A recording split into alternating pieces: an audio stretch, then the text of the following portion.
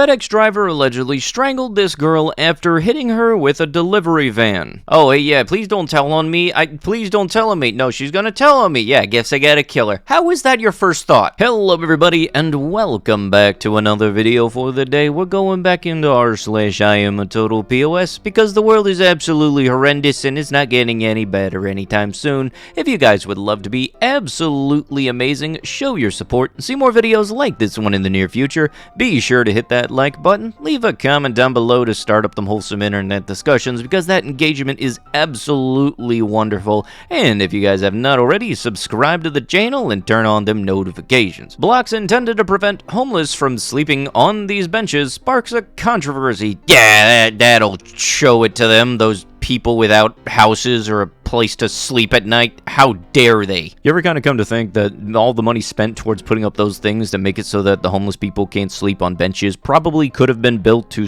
make, oh, I don't know, maybe a house that they can all sleep in, you know, like a homeless shelter and stuff.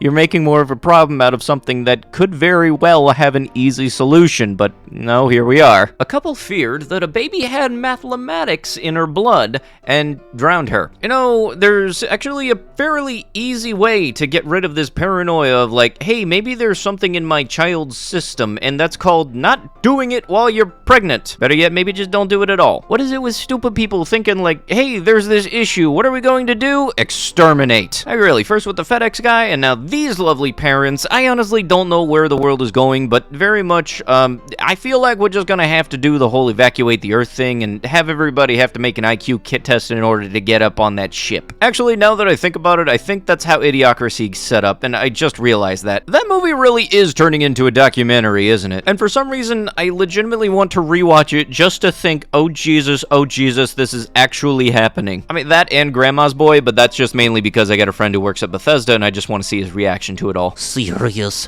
Why do inmates hate pets? Oh yeah, no, lovely, back into this wonderful petri dish of a website.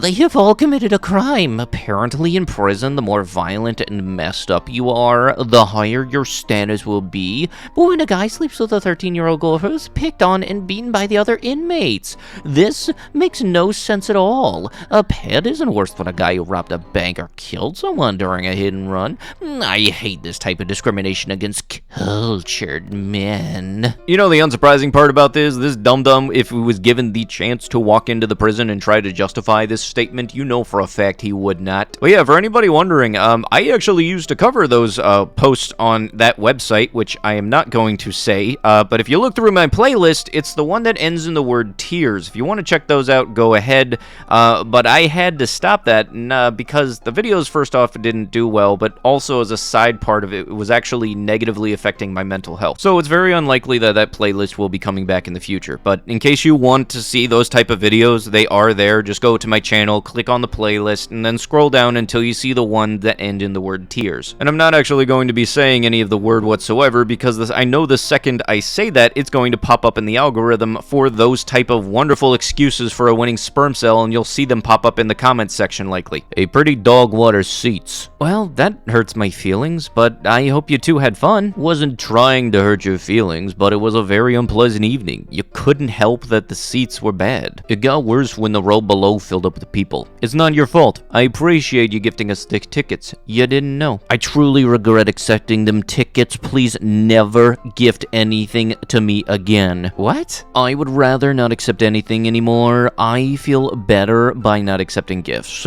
Have a good day. Wait, so did you like the tickets or not? Because you quite actually contradicted yourselves right after yourself. I kind of think when it comes to gifting somebody tickets, the seat placement doesn't exactly play that big of a role, more so over the fact that they actually did something nice for you. If somebody does something that is actually nice and is thoughtful of you, I would say appreciate it regardless of the quality of it, because it's still better than not getting that thing given to you at all. Like if somebody gifted me tickets to go see Piff in Las Vegas, I don't care where I sit, I'm still going to have a fun time and appreciate the fact fact that you did this for me. A dog was accidentally sent through the X-ray at this airport this week. When traveling with any animal, notify your airline and know their rules. At the checkpoint, remove your pet from the bag and send all the items, including the empty carrier, to be screened in the machine. Yeah, I'm gonna be frank, ain't no way that this was an accident. Some dum-dum thought they could be slick with, airport security. And seriously, how stupid do you need to be to have blatant common knowledge that they would have something that could look inside of your clothes and your bag and then still try to get something in your bag through the TSA? If you could please elaborate on how many brain cells must have been working overtime to come up with that thought process, that would be splendid for you to explain. And also, way to go exposing your pet to radiation. I know that this could have all been avoided if you just did the proper procedures, but no, I guess you didn't have enough time to do that. And the whole thing about like taking the animal out afterwards, this doesn't even look like one of those pet safe ones. Like, I sell airline approved carrying cases at my work, and none of them are in this backpack thing. A lot of them have the duffel bag shape. A double killer who SA'd the bodies of at least 101 women and girls in hospitals, mortuaries, was described as sick and twisted by victims' families as he was sentenced for further depraved acts. The person's name was redacted, 68, is already serving a whole life sentence for the S-motivated murders of these people, 25, and this other person, 20, in 2 separate attacks in Tunbridge Wells, Kent in 1987. After being linked to the murders in 2020, police uncovered the systematic essay of the corpses of females aged between 9 and 100 at the now-closed Kent and Sussex Hospital in the Tunbridge Wells Hospital in Pembury, where he had worked in maintenance since 1989.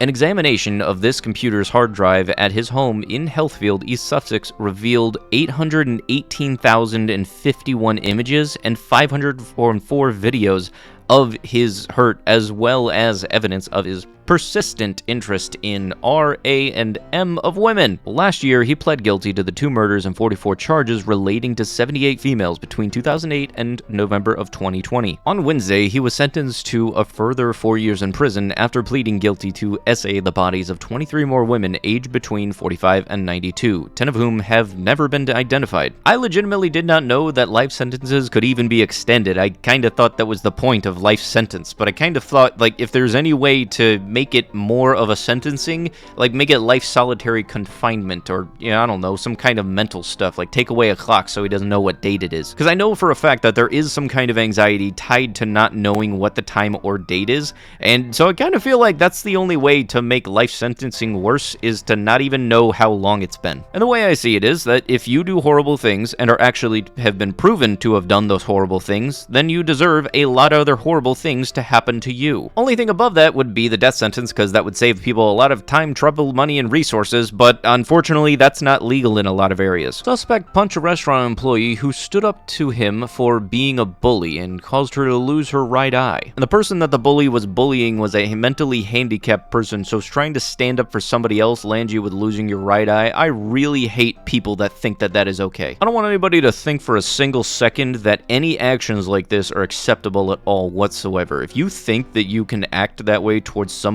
else just because of some random thing, or you want to put yourself on a pedestal, you deserve a lot of bad stuff coming to you. I really hope that his fine is to have to pay for her medical bill, because she was trying to do the right thing and lost her eye for it. And if something like that happened to me, you can absolutely guarantee that I would wear an eye patch with the dumb face on it. You gotta love it when the CRNA takes the bear hugger blanket off of the patient to use for themselves. I had to actually look up what the bear hugger blanket was, and in the comments somebody explained it. It was basically a blanket used for people going through surgeries to keep them warm. And I kinda wonder if this lovely person had thought for a single second, oh, what are they gonna do, wake up? If she don't get written up for this, I'm gonna be very upset. In college, the one scene from Dumb and Dumber where Harry had been given the Turbo Lax was always one of my favorites, and I had always wanted to do that. However, never having taken the X-Lax, I had no idea what it actually does to you, other than make you poop a lot, and that was good enough for me. So I'd buy a box of chocolate laxatives and a 4-pack of Starbucks Frappuccinos, the one in the glass bottles,